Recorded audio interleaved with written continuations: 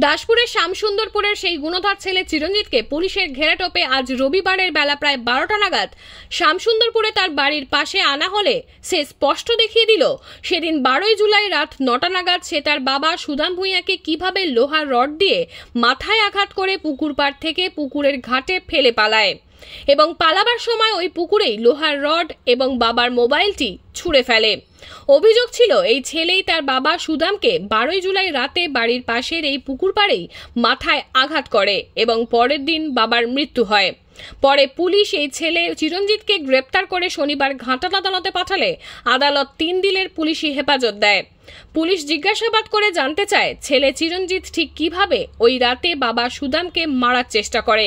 আর ছেলেকে ঘটনাস্থলে আনা হলে বলা চলে সেই রাতের ঘটনায় পুনর্বিন্যাস হয় এবং পুকুর থেকে উদ্ধার হয় সেই লোহার রডটিও। সন্তু বেরার রিপোর্ট, সংবাদ পাঠে আমি সৌমিনা দত্ত, স্থানীয় সংবাদ।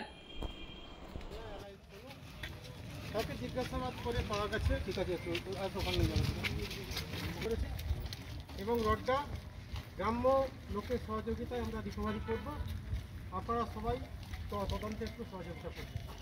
নমস্কার। তুমি তুমি তুমি এক কাজ করো, তুমি উপর থেকে আমি ওইটাই বললাম ছড়া না তুই ছড়ে বলে বলতে চলে এসেছে দিয়ে বন্ধ করে এসেছে। আমি তো বললাম এখানে ভিডিও হচ্ছে, চুপ করো।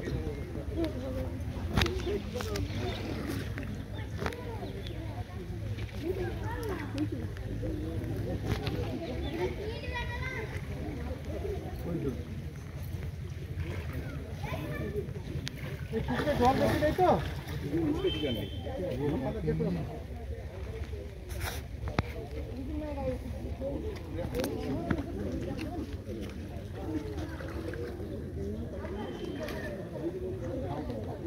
জামাটা তো খুলে নেব, জামা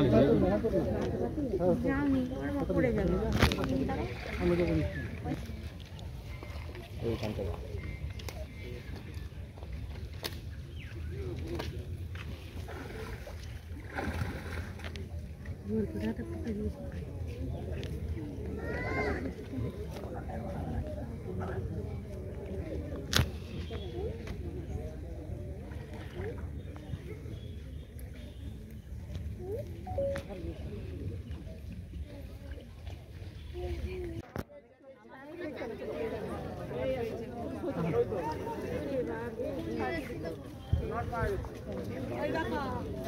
বেঞ্চ জোগাড় করতে পারো না? বেঞ্চ মানে জানলার 2.5 হাত মাটি ঘরের জানলার রড, মানে এখানে কোনো মিস্ত্রি আছে? আমরা চাই যে খুনি শাস্তি, মানে তার বাবাকে যে এভাবে নৃশংসভাবে মেরেছে তার প্রচুর শাস্তি চাই। যেন ফাঁসি তো এখন হয়নি, তাই করে সে যেন জেল কাস্টাডিতেই থাকে।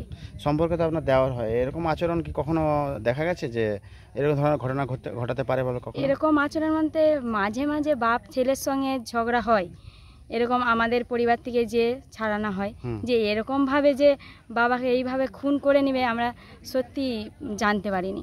এরকম আগে 2বার 3বার হয়েছে ঝগড়া, তাতে আবার সামলানো হয়েছে। সেই ছেলের সাথেই বাবা সম্পর্ক। কিছু ঘটনা ঘটেছিল, কিছু জানতে পারছেন? সেদিনকে কিছু ঘটেছিল? কোন দিনকে? যেদিনকে মারা গেল, মারলো সেদিনকে কিছুই বোঝা যায়নি। কাকাকেও তো সেই সকালেতেই দেখা হয়েছে, বৃষ্টি পড়ছিল, আমার মেয়েটা কাঁদছিল ছোটটা, তাকে নিবে বলে অনেক ইয়ে করছিল। এবার সেই সকালে ওদেরকে, তারপর ওর স্ত্রীকে নিয়ে শ্বশুর বাড়ি চলে গিয়েছে।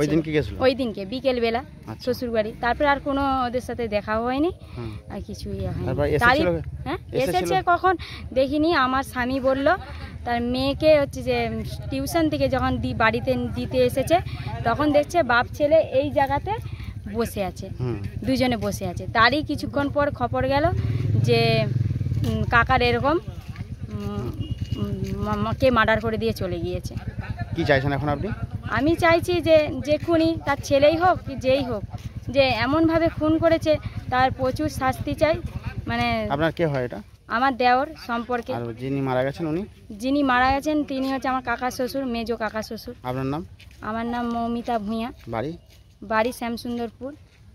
বাড়ির সামনে খুন হলো, আমরা খুনির শাস্তি চাই, নাহলে পাড়া প্রতিবেশী ভয় তো যেতেই পারবে নি।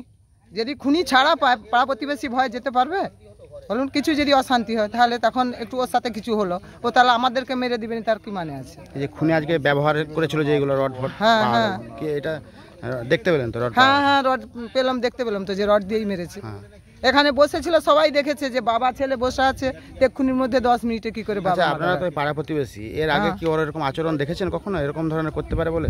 না, আচরণ দেখিনি, তবে সবার কাছ থেকে টাকা পয়সা ধার দেনা করে এরকম খারাপ ব্যবহার দেখে শুনেছি সবার কাছ থেকে, খারাপ ব্যবহার। ভেবেছিলেন যে এরকম করতে পারে বলে? না, এরকম ভেবে এবারে ভাবা যায় ছেলে বাবাকে মেরে ফেলবে, এরকম ভাবা যায়?